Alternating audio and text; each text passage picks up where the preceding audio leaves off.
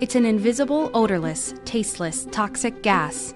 It comes from the malfunction or misuse of fuel-burning appliances, such as furnaces, ovens, gas dryers, and portable generators, and this killer can strike at any time. Upon initial exposure, carbon monoxide causes flu-like symptoms. With prolonged exposure, it can cause unconsciousness, brain damage, and death. According to the Centers for Disease Control and Prevention, every year hundreds of Americans die and thousands are hospitalized from carbon monoxide poisoning. When common products like gas furnaces, portable generators, and even fireplaces are misused or malfunction, carbon monoxide can escape into everyday living areas, undetected by human senses. A majority of states have laws requiring carbon monoxide detection in our homes.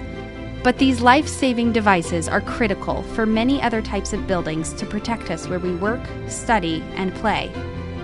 Some states have already acted to expand detection requirements into places like schools, hotels, and restaurants, but many have not.